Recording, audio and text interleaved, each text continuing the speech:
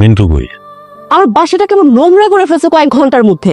এই শোনো না, তোমার ভাই ভাবিকে কালকে কিছু টাকা দিয়ে গ্রামে পাঠিয়ে দাও না প্লিজ। হ্যালো, শোনো রুশো, রাগ করছো কেন? তুমি অনলাইনে আসো, ভিডিও কল আসো। কি কারণে আসছেন সেটা আমার জানার দরকার মনে করছে না। টাকাটা দিলাম, টাকাটা নিয়ে ভাইজান এলেই চুপচাপ চলে গেলেই খুশি হব। আমি ঠিক বুঝলাম না। বুঝে নাই আপু, ললিপপ খান। আপনাকে টাকাটা নিয়ে গ্রামে চলে যেতে বলেছে, আর একদম সাইলেন্ট হয়ে তারপরে যাবেন, দুলাভাই যেন না জানতে পারে। আমরা ঢাকা শহরে আইসি শুধুমাত্র মিন্টু শহরটা ঘুরে দেখতে চাই, সেই জন্য। নিশ্চয়ই এতগুলো টাকা হাতছাড়া করবেন না, নিয়ে নেন।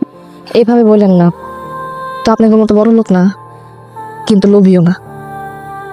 আমি মিন্টুর বাপরে বলছিলাম অন্য জায়গায় যা উঠি, টাকাটা নিলেন না। ঠিক আছে আব্বা, আমি দুটা রোজ খামো আর পোলাও খামো। কারো বসে করলে কা? হ্যাঁ, খাবার এগুলো সাজায় রাখছে, এনে বসুন না, কি করবো? তুমি টাকা তাহলে সাহেব আমার চিনতে পারেন না। আসসালামু আলাইকুম, আমি মাজেদ। মাজেদ? ও, তুমি এখানে কি করো? তোমার এখানে কে আইতে কইছে? আমি এখানে আমার ভাই। আপনারা এখানে কেন? যান রুমে যান। আজকে এখানেই খাই, রুমের মধ্যে আবার এই খাওয়ান টানাটানি দরকার কি? সাফিয়া মা, আমাকে পোলাও আর রোজ দাও তো, দাও দাও দাও। ভাবি, আপনি এখানে দাঁড়ায় আছেন কেন? আপনি বুঝতেছেন না যে খাবারগুলো কার জন্য রেডি করা হয়েছে? আপনারা তো বাইরে গেছিলেন, বাইরে থেকে খেয়ে আসছেন। তোর এখানে আর আসা যাইব না। গ্রাম্য কোন আত্মীয় স্বজনের দাওয়াত দেশ আর টাকা আমার খাইতে গোস। সরি বাবা। ভাইজান, আপনারা প্লিজ চলে যান এখান থেকে, রুমে গিয়ে বসেন। আপনাদের জন্য যদি আমার বাবা না খায় তাহলে কেমন দেখায় বলেন? আচ্ছা ঠিক আছে, তাহলে সব আপনি বসেন। আব্বা চলো। আব্বা কই যাও? রোজ খাবো না, কত জায়গা আছে। বাবা কিছু মনে করো না, আরে বুঝো না, গ্রাম থেকে খেত আসছে। কি খুঁজো তুমি? আমারে বলো, কি খুঁজতেছো জানে? কি? আসলে আপুর রুম থেকে টাকা হারানো গেছে তো, তাই আপু বললো একটু খুঁজে দেখতে। স্বপ্ন বোনারা এরপরে আর এই বাসায় তখন চলবে না, সকালে যাবো।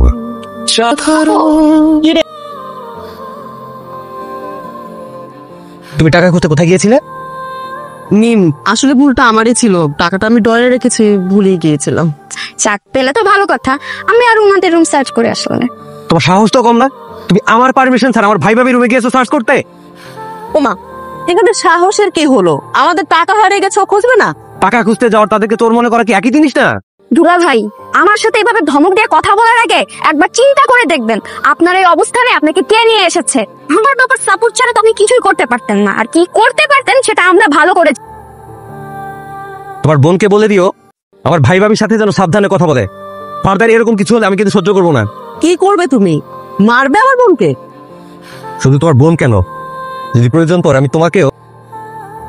আরেকটা কথা, আমার পারমিশন ছাড়া কেউ যেন আমার ভাই ভাবিকে এই বাসা থেকে বের করতে না যায়, সেটা কিন্তু আমি সহ্য করবো না। Mind it.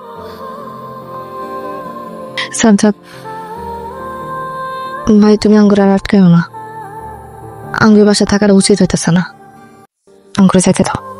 কালকে সকালে আমি তোমাদের দুইজনের জন্য আর মিন্টুর জন্য টুকটাক শপিং করো। শপিংটা শেষ করি, তারপর তোমরা যে। তুমি কোন সাজে আমার ছবি লিক করছো? এটা তো কথা ছিল না। ছবি লিখতো আমার কি অ্যামাচার বিলেন ভাবছো? তোমার মতো 100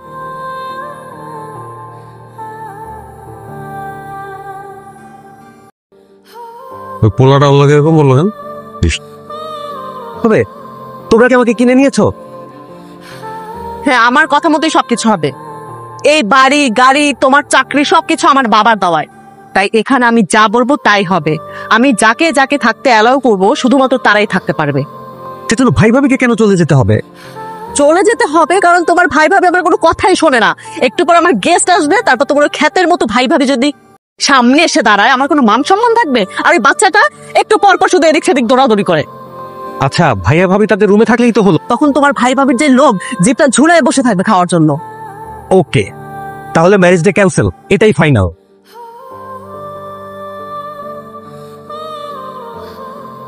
ম্যারেজ